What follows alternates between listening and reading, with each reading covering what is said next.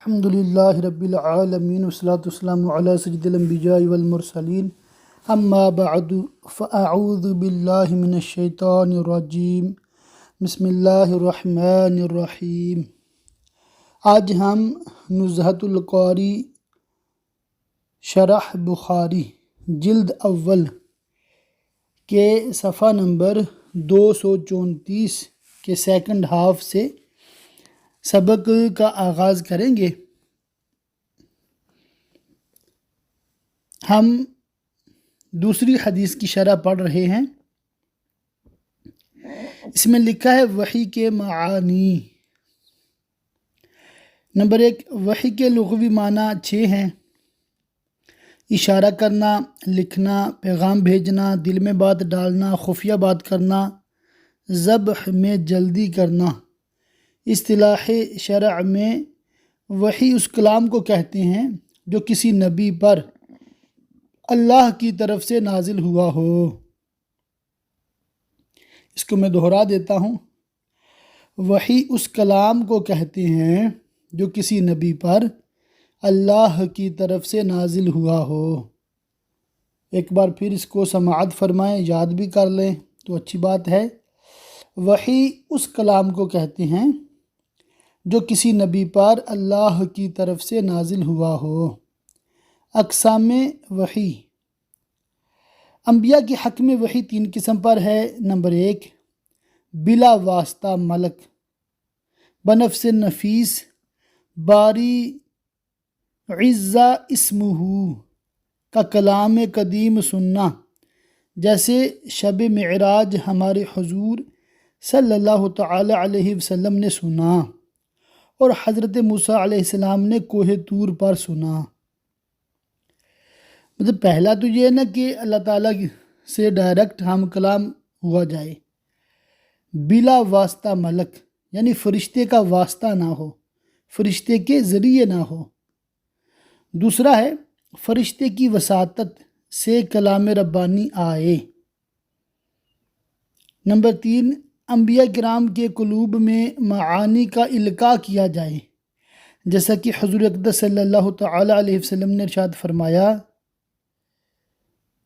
جبریل امین نے میرے قلب میں القاء فرمایا۔ وحی کی صورتیں: یہ تینوں قسمیں 7 صورتوں میں منحصر ہیں، جیسا کہ سہیلی نے ذکر فرمایا۔ نمبر 1، خواب میں ہو، جیسا کہ حضرت ابراہیم علیہ السلام کو خواب میں حضرت اسماعیل کی قربانی کا حکم ہوا علیہ السلام۔ 2، قلب میں القاء ہو۔ 3، جرس یعنی گھنٹی کی آواز کی صورت میں آئے، جیسا کہ حدیث زیر بحث میں ہے۔ نمبر 4، فرشتہ کسی مرد کی شکل میں آ کر کلام ربانی پیش کرے، جیسا کہ جبریل امین حضرت دحیہ کلبی کی شکل میں حاضر ہوتے۔ یہ حضرت دحیہ کلبی بہت خوبصورت صحابی رسول رضی اللہ تعالیٰ عنہ تھے۔ نمبر 5، جبریل امین اپنی ملکوتی شکل میں حاضر ہوں کہ ان کے 600 بازو ہوں جن سے یاقوت اور موتی جھڑتے ہیں۔ نمبر 6، اسرافیل وحی لے کر حاضر ہوں، جیسا کہ امام شعبی نے فرمایا کہ ابتداءً 3 سال حضرت اسرافیل وحی پر مقرر تھے، پھر جبریل امین کے سپرد یہ خدمت ہوئی، انہی کی وساطت سے پورا قرآن نازل ہوا۔ نمبر 7، اللہ عز و جل کا کلام قدیم سنیں خواب بیداری میں، جیسا کہ شب معراج ہمارے حضور نے سنا اور کوہ طور پر حضرت موسیٰ نے خواب میں، جیسا کہ ترمذی شریف کی حدیث میں ہے، میرے پروردگار نے مجھ پر بہترین تجلی فرمائی، پھر پوچھا ملائے اعلیٰ کس بارے میں بحث کر رہے ہیں؟ پھر یہ سما حجاب کے ساتھ ہو یا بلا حجاب، یعنی پردے میں ہو یا بغیر پردے کے۔ اس حدیث میں صرف 2 مذکور ہیں۔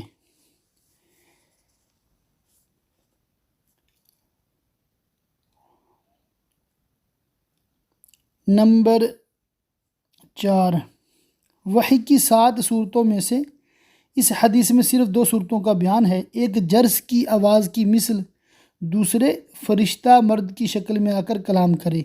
پہلی صورت کو فرمایا کہ یہ وحی آنے کی بقیہ صورتوں میں مجھ پر سب سے زیادہ سخت ہے۔ اس سے ظاہر ہے کہ نزول وحی کی تمام صورتیں سخت تھیں، مگر یہ سب سے زیادہ سخت تھی۔ اس کی اصل وجہ تو اللہ عز و جل اور اس کے رسول کو معلوم ہے۔ دوسری صورت کی تفصیل میں حضرت اسرافیل کی بھی حاضری ہو سکتی ہے، رہ گئے حضرت جبریل، تو ان کا مراد ہونا ظاہر ہے۔ زیادہ تر یہ حضرت دحیہ کلبی رضی اللہ تعالیٰ عنہ کی شکل میں حاضر ہوتے تھے، اور کبھی اجنبی اعرابی کی شکل میں، جیسا کہ حدیث نمبر 3 ہے یا 43 ہے میں مفصل مذکور ہے۔ اعرابی کہتے ہیں جو ملک عرب کے دیہاتی ہوتے ہیں، پنجابی میں پینڈو کہتے ہیں اس کو۔ فرشتے مستقل نوع ہیں۔ اس حدیث سے بصراحت ثابت ہوا کہ فرشتے ایک الگ مخلوق ہیں، ان کی مخصوص نوع ہے۔ ایسا نہیں کہ عناصر اور عناصر سے پیدا ہونے والی اشیاء کی فطری قوتوں کا نام فرشتہ ہے۔ جو شخص مخلوقات کی فطری قوتوں کا نام فرشتہ رکھے وہ کافر ہے۔ فرشتوں کی شکل نمبر 6، ہر فرشتے کی ایک اپنی نوعی صورت ہے، جیسا کہ حدیث میں آیا کہ حضور اقدس صلی اللہ تعالی علیہ وسلم نے جبرائیل امین کو دیکھا کہ پورے افق کو گھیرے ہوئے ہیں، یعنی کہ آسمان سارا جانے کے گھیرے ہوئے ہیں، اور ان کے 600 بازو ہیں جن سے موتی اور یاقوت جڑتے ہیں، مگر بئی ہما یہ قوت حاصل کہ جو شکل چاہیں اختیار کر لیں۔ بئی ہما یعنی کہ اس کے ساتھ ساتھ، جیسا کہ حضرت جبرائیل دحیہ کلبی یا اعرابی کی شکل اختیار کر لیتے تھے، جیسا کہ متعدد احادیث میں وارد ہے کہ فرشتہ انسانی شکل میں کسی کے سامنے نمودار ہوا۔ نزول وحی کے وقت کی حالت نمبر 7، حضرت ام المومنین کا یہ ارشاد، میں نے دیکھا کہ سخت جاڑے یعنی سردی کے دن میں نزول وحی کے اختتام پر جبین اقدس پسینہ پسینہ رہتی۔ یہ عام ہے ہر وحی کے لیے، خواہ جرس کی آواز کی مثل ہو یا انسانی پیکر میں فرشتے کا آ کر کلام کرنے کی حالت ہو۔ اس کا سبب یہ ہے کہ نزول وحی سے حضرت صلی اللہ تعالی علیہ وآلہ وسلم پر بہت زیادہ بوجھ پڑتا تھا۔ اس کی اثر سے چہرہ مبارک کا رنگ متغیر ہو جاتا، تبدیل ہو جاتا، کبھی سرخ ہو جاتا، جیسے بخار سے بے چینی پیدا ہوتی ہے ویسی بے چینی پیدا ہو جاتی، تنفس تیز ہو جاتا یعنی سانس تیز تیز لینے لگتے، ناک سے خراٹے کی آواز نکلتی، انگلش میں سنورنگ بھی کہتے ہیں، جاڑوں میں چہرے سے پسینے کے قطرات یوں گرتے جیسے چاندی کے موتی جھڑ رہے ہوں۔ حدیث میں ہے کہ نزول وحی کے وقت اگر سوار ہوتے تو اونٹنی بیٹھ جاتی۔ اللہ اللہ۔ زید بن ثابت رضی اللہ تعالیٰ عنہ سے مروی ہے کہ حضور اقدس صلی اللہ تعالی علیہ وآلہ وسلم میری ران پر سر رکھ کر لیٹے تھے کہ یہ آیا کریمہ غیر اولی الضرر نازل ہوئی۔ معلوم ہوتا تھا کہ ران ٹکڑے ٹکڑے ہو جائے گی۔ میں کہتا ہوں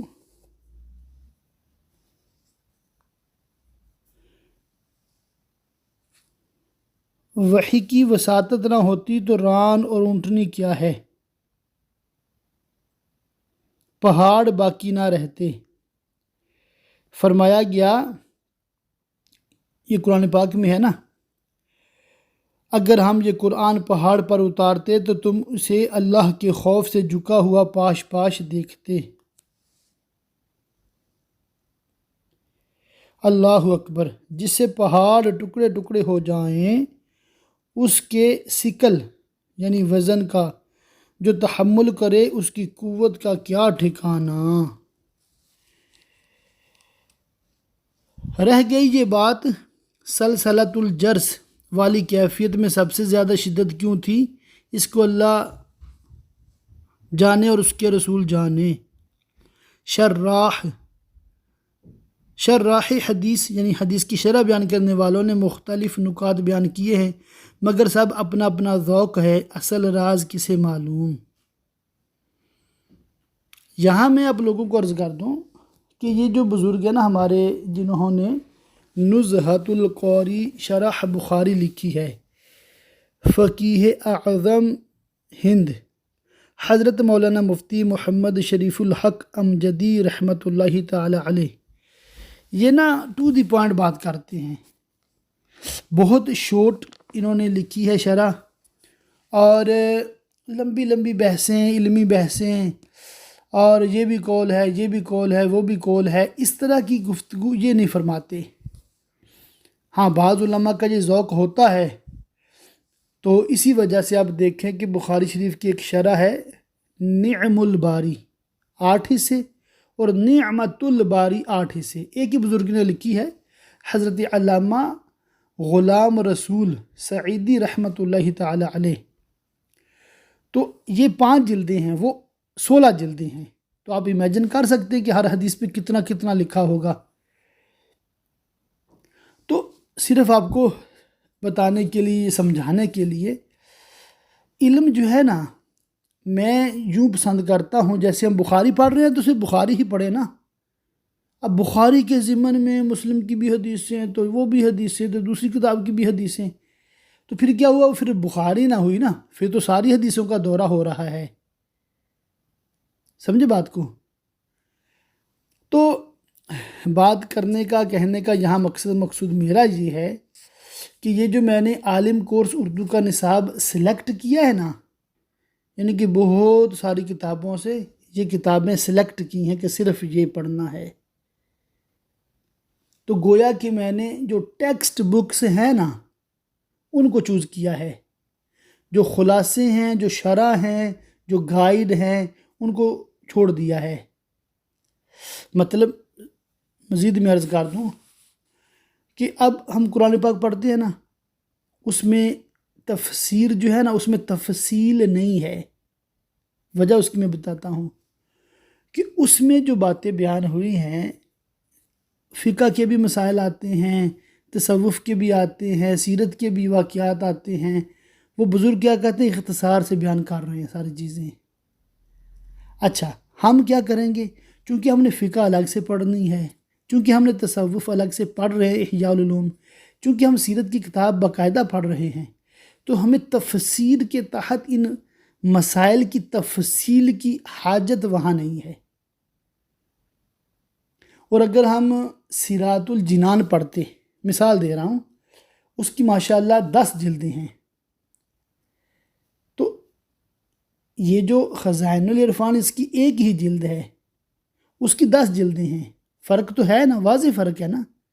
سراۃ الجنان کی ضخامت بڑھ کیوں گئی ہے کہ انہوں نے فقہی مسائل بھی کافی لکھ دیے ادھر ہی، انہوں نے تصوف کے بھی مسائل کافی ادھر ہی لکھ دیے، جیسے حسد سے بچنے کی حدیثیں لکھ دیں، اچھا تقوی اختیار کرنے کے بارے میں حدیثیں لکھ دیں، ماں باپ کے ساتھ اچھا سلوک کرنے کے بارے میں روایتیں لکھ دیں، تو کیا ضخامت بڑھ گئی۔ پھر قرآن میں کیا ہے کہ ان باتوں کی طرف اشارے ہیں، صرف تفصیل نہیں ہے، جو قرآن پاک کا اسلوب ہے۔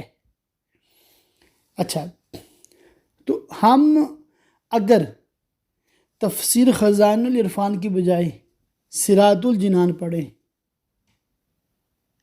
تو پھر کیا ہوگا، ہم نے سراۃ الجنان پڑھ لی نا، اب وہ چیزیں بہار شریف میں رپیٹ ہوں گی۔ سراۃ الجنان پڑھ لی، وہ چیزیں ادھر نزہۃ القاری میں بھی رپیٹ ہوں گی۔ سراۃ الجنان پڑھ لی، وہ چیزیں احیاء العلوم میں، سیرت کی کتاب میں رپیٹ ہوں گی۔ تو میری کیا کوشش ہے کہ ہم کچھ بھی رپیٹ نہ کریں، مطلب قرآن کی تفسیر جو ہے وہ تفصیل کی بجائے مختصر پڑھیں، تاکہ ایک تو ہمارا ختم قرآن 2 سال میں ہو جائے، دوسرا جو تفصیلات ہیں اس کے لیے چونکہ الگ سے کتابیں بنی ہوئی ہیں، جیسے یہی نزہۃ القاری ہے شرح بخاری، اس میں بھی قرآن پاک کی کئی باتوں کی تفسیر ہی آ رہی ہے، کیونکہ اصل ہماری قرآن ہے، پھر قرآن سے ہی حدیث ہے، قرآن سے ہی مطلب یہ فقہ ہے، قرآن سے ہی تصوف ہے، قرآن سے ہی سیرت ہے۔ تو اللہ کی رحمت سے ہمارا یہ سلسلہ جو ہے انشاءاللہ تعالی مقبول ہوگا انشاءاللہ تعالی، اور آہستہ آہستہ لوگ اس کو پسند کرنے لگ جائیں گے، اس چیز کو سمجھ جائیں گے کہ عالم بننے کے لیے جو کم از کم نصاب ہے اتنی کتابیں کافی ہیں انشاءاللہ تعالی۔ تو یہ ضمناً میں نے آپ کے 2-4 منٹ لیے، امید ہے انشاءاللہ تعالی فائدہ سے خالی نہیں ہوں گے۔ واپس جا رہے ہیں ہم نزہۃ القاری کے صفحہ نمبر 237 پر، اور یہاں جو لفظ ہے نا اس کو میں دوبارہ صفحہ نمبر 235 سے عربی میں دیکھ رہا ہوں۔ یہ لفظ ہے سلسلۃ الجرس۔ کیا لفظ ہے؟ سلسلۃ الجرس۔ تو آپ نے جب اس کو پڑھنا تو اس کو سلسلہ نہیں پڑھنا، ٹھیک ہے؟ یہ پڑھنے والوں کے لیے توجہ دلا رہا ہوں کہ چونکہ عربی کا لفظ ہے تو میں نے بھی جب دیکھا نا تو فوراً مجھے کلک ہوا کہ میں نے عربی اس کی ڈبل چیک کرنی ہے۔ میں آپ کو بتا رہا ہوں، سکھا رہا ہوں، سمجھا رہا ہوں، آپ کی توجہ دلا رہا ہوں کہ یوں ہم نے ہر لفظ درست پڑھنے کی کوشش کرنی ہے انشاءاللہ تعالی۔ سلسلۃ الجرس کا مطلب نمبر 8، حضور اقدس صلی اللہ تعالی علیہ وسلم جب کسی کو ایسی بات بتانا چاہتے جو عقل سے ماورا ہو، یعنی کہ عقل میں نہیں آنے والی، تو اس کے سمجھانے کے لیے عالم شہادت کی کوئی مناسب مثال ذکر فرماتے، یعنی کہ یہ دنیا ہے نا جس کا ہم مشاہدہ کر رہے ہیں، اس کو کہتے ہیں عالم شہادت۔ یہاں جب حضرت حارث بن ہشام نے وحی کی کیفیت پوچھی اور اس کی یہ کیفیت عام عقول کی دسترس سے باہر تھی، عقل میں نہیں آنے والی، تو اس کو یوں سمجھایا کہ تم لوگ گھنٹے کی آواز سنتے ہو جو تسلسل کے ساتھ آتی رہتی ہے مگر اس سے کوئی مفہوم نہیں اخذ کر سکتے، اسی طرح وحی کبھی اتنے جلال کے ساتھ آتی ہے کہ خطاب کی ہیبت اور ارشاد کا وزن دل پر ایسا چھا جاتا ہے جیسے جسے الفاظ کا جامہ نہیں پہنایا جا سکتا، مگر اس کے باوجود جب یہ کیفیت فرو ہو جاتی ہے یعنی کہ ختم ہو جاتی ہے تو پوری وحی محفوظ ہوتی ہے جیسے مسموع محفوظ ہوتی ہے۔ مسموع جسے پراپر سنا گیا ہو، یہ کیفیت فرشتوں پر وحی کے مثل ہے، جیسا کہ قرآن مجید اور حدیث میں وارد ہے کہ جب اللہ تعالیٰ فرشتوں پر کوئی حکم نازل فرماتا ہے تو ہیبت سے فرشتے اپنے بازوؤں کو سمیٹ لیتے ہیں، جن سے ایسی آواز نکلتی ہے جیسے پتھر پر لوہے کی زنجیر گری ہو۔ جب ان کے دلوں سے ہیبت کا یہ اثر دور ہو جاتا ہے تو ایک دوسرے سے پوچھتے ہیں کہ کیا ارشاد ہوا۔ اللہ اللہ، ان دو صورتوں میں کیا راز ہے؟ نمبر 9 ہے، ان دو قسموں میں راز یہ ہے کہ متکلم اور سامع، متکلم یعنی بولنے والا، کلام کرنے والا، اور سامع یعنی سننے والا میں یک گونا مناسبت ضروری ہے، اور حضور اقدس صلی اللہ تعالی علیہ وآلہ وسلم کی 2 حیثیتیں ہیں، ایک ظاہری جو بشری ہے، پہلی کیا ہے؟ بشری، دوسری باطنی جسے سوائے ان کے رب کے کسی نے نہیں جانا۔ ان دونوں حیثیتوں میں کبھی کسی کو غلبہ ہوتا، کبھی کسی کو۔ جب بشری حیثیت کا غلبہ کا وقت ہوتا تو فرشتہ بشکل بشر آ کر کلام کرتا، اور جب باطنی حیثیت کا غلبہ ہوتا تو باطنی حیثیت کے مطابق سلسلۃ الجرس والی کیفیت کے ساتھ وحی آتی، والعلم بالحق، یعنی کہ اللہ ہی بہتر جانتا ہے۔ حدیث نمبر 3، حدیث حرا۔ حرا یہ غار حرا کا نام ہے نا۔ ام المؤمنین حضرت عائشہ رضی اللہ تعالیٰ عنہ سے مروی ہے کہ انہوں نے فرمایا رسول اللہ صلی اللہ تعالیٰ علیہ وسلم پر وحی کی ابتدا اچھے خوابوں سے ہوئی۔ جو خواب بھی حضور دیکھتے اس کی تعبیر صبح روشن کی طرح ظاہر ہوتی، پھر آپ کے دل میں خلوت گزینی کی محبت ڈال دی گئی اور آپ غار حرا میں خلوت اختیار فرمانے لگے۔ آپ وہاں متعدد دنوں تک عبادت کرتے رہتے جب تک اپنے اہل کا اشتیاق نہ ہوتا اور اس کے لیے توشہ لے جاتے تھے، پھر خدیجہ کے پاس تشریف لاتے اور اتنا ہی توشہ پھر لے جاتے، یہاں تک کہ آپ پر وحی آئی جب آپ غار حرا ہی میں تھے۔ اس طرح کہ فرشتہ حاضر ہوا اور اس نے عرض کیا پڑھیے، آپ نے فرمایا میں نہیں پڑھتا۔ حضور نے بتایا، پھر فرشتے نے مجھے پکڑ کر طاقت بھر دبوچا، پھر مجھے چھوڑ دیا اور کہا پڑھیے، تو میں نے کہا میں نہیں پڑھتا۔ تو اس نے مجھے پھر پکڑا، دوسری بار طاقت بھر مجھے دبوچا، پھر چھوڑ کر کہا پڑھیے، تو میں نے کہا میں نہیں پڑھتا۔ حضور نے فرمایا پھر مجھے پکڑا اور تیسری بار مجھے طاقت بھر دبوچا، پھر چھوڑ دیا اور کہا اپنے اس پروردگار کے نام کے ساتھ پڑھیے جس نے انسان کو بستہ خون سے پیدا کیا۔ سورہ علق کی ابتدائی 5 آیتیں ما لم یعلم تک۔ اس کے بعد رسول اللہ صلی اللہ تعالیٰ علیہ وسلم ان آیتوں کے ساتھ اس حالت میں لوٹے کہ آپ کا دل دھڑک رہا تھا، دونوں شانوں اور گردن کا درمیانی حصہ کانپ رہا تھا، اور خدیجہ بنت خویلد کے پاس پہنچ کر فرمایا مجھے کپڑا اڑاؤ، مجھے کپڑا اڑاؤ۔ تو لوگوں نے حضور کو کپڑا اڑا دیا، یہاں تک کہ حضور کی گھبراہٹ دور ہو گئی۔ اس کے بعد خدیجہ کو پورا واقعہ بتا کر ان سے کہا میں اپنی جان کو ڈر گیا ہوں۔ اس پر خدیجہ نے عرض کیا ایسا ہرگز نہ ہوگا، آپ کو بشارت ہو، بخدا اللہ آپ کو ہرگز رسوا نہ کرے گا۔ آپ صلہ رحمی فرماتے ہیں اور سچ بولتے ہیں اور لوگوں کا بھار اٹھاتے ہیں اور لوگوں کو وہ چیز مال اخلاق وغیرہ عطا فرماتے ہیں جو ان کے پاس نہیں، اور مہمان نوازی کرتے ہیں اور راہ حق میں پیش آنے والے مصائب میں مدد فرماتے ہیں۔ اس کے بعد حضور کو خدیجہ اپنے ساتھ لے کر اپنے چچا زاد بھائی ورقہ بن نوفل بن اسد بن عبد العزیٰ بن قصیج کے پاس گئیں۔ ورقہ زمانہ جاہلیت میں نصرانی ہو گئے تھے۔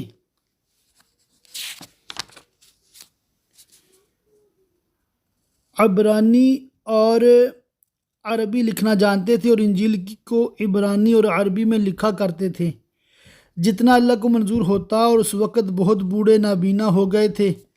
ان سے خدیجہ نے کہا اے میرے چچا کے بیٹے، اپنے برادر زادے کی بات سنیے۔ تو حضور سے ورقہ نے پوچھا اے برادر زادے، آپ نے کہا کیا دیکھا؟ تو رسول اللہ صلی اللہ تعالیٰ علیہ وسلم نے جو کچھ دیکھا تھا بتایا۔ اس پر ورقہ نے حضور سے کہا یہ وہی فرشتہ ہے جسے اللہ تعالیٰ نے موسیٰ پر اتارا تھا، کاش کہ ان دنوں میں طاقتور جوان ہوتا، کاش کہ اس وقت میں زندہ رہتا جب آپ کی قوم آپ کو نکالے گی۔ یہ سن کر رسول اللہ صلی اللہ تعالیٰ علیہ وسلم نے دریافت فرمایا کیا میری قوم مجھے نکالے گی؟ ورقہ نے کہا جی ہاں، جب بھی کوئی شخص آپ کی طرح شریعت لے کر آیا تو اس سے دشمنی کی گئی اسے ستایا گیا، اگر مجھے آپ کا زمانہ ملا تو آپ کی بھرپور مدد کروں گا۔ اس کے کچھ ہی دنوں بعد ورقہ کی وفات ہو گئی اور وحی رک گئی۔ پھر ایک عرصہ تک سلسلہ وحی منقطع رہا، جس سے نبی کریم صلی اللہ تعالیٰ علیہ وسلم کو اتنا غم لاحق ہوا جیسا کہ ہمیں خبر پہنچی۔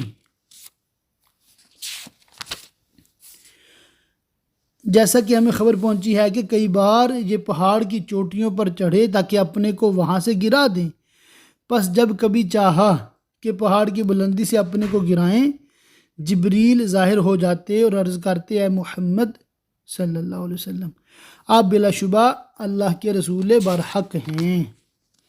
اس سے حضور کی بے چینی دور ہو جاتی اور قرار آ جاتا، پھر لوٹتے، پھر وحی کے انقطاع کی مدت دراز ہونے کی وجہ سے ویسا ہی کرتے، پھر جب پہاڑ کی بلندی سے گرانا چاہتے تو جبرائیل وہی کہتے۔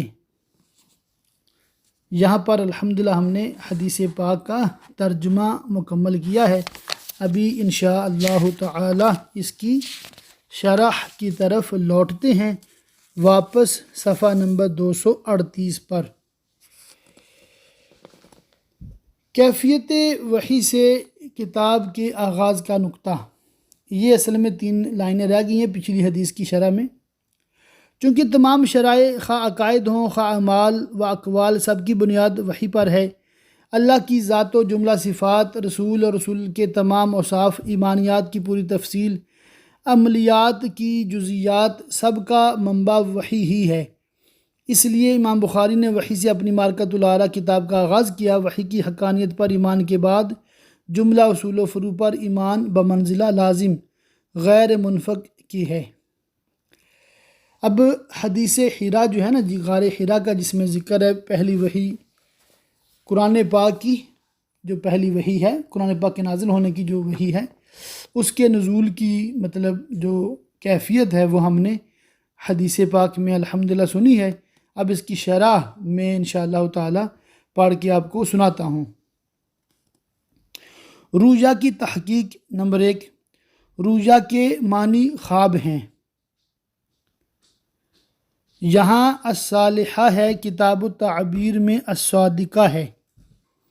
رؤیائے صادقہ یا صالحہ سچے یا اچھے خواب۔ صادقہ کا مطلب ہوتا ہے سچے، صالحہ اچھے۔ وہ ہیں جو انتشار اور شیطان کے دخل سے پاک ہوں، یا جو اپنی تعبیر خود ہوں۔ ہر رؤیائے صادقہ انبیاء کے حق میں صالحہ ہے، مگر دیگر لوگوں کے اعتبار سے صادقہ کبھی صالحہ ہوتے ہیں کبھی نہیں۔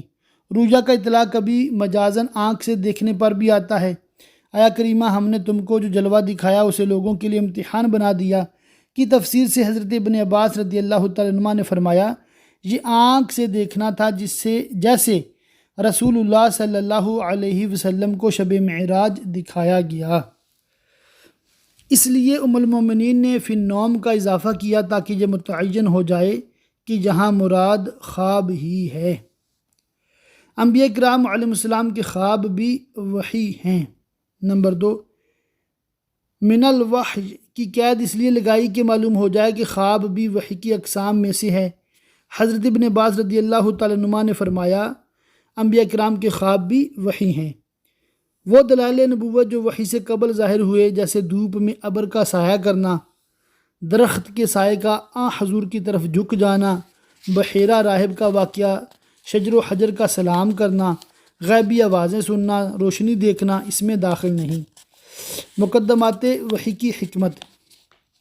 سچے خواب دیکھنا، غیبی آواز سننا، روشنی دیکھنا کوائے بشری کو غیبی باتوں سے مانوس کرنے اور ان کے تحمل کی تمرین یعنی مشق اور پریکٹس کے لیے تھا کہ جب اچانک فرشتہ آ جائے تو کوائے بشری جواب نہ دے جائیں۔ آج کے سبق کا ہم یہاں پر اختتام کرتے ہیں۔ اگلے سبق میں انشاءاللہ تعالی اس حدیث پاک کی مزید جو شرح ہے وہ بیان کی جائے گی انشاءاللہ تعالی عز و جل۔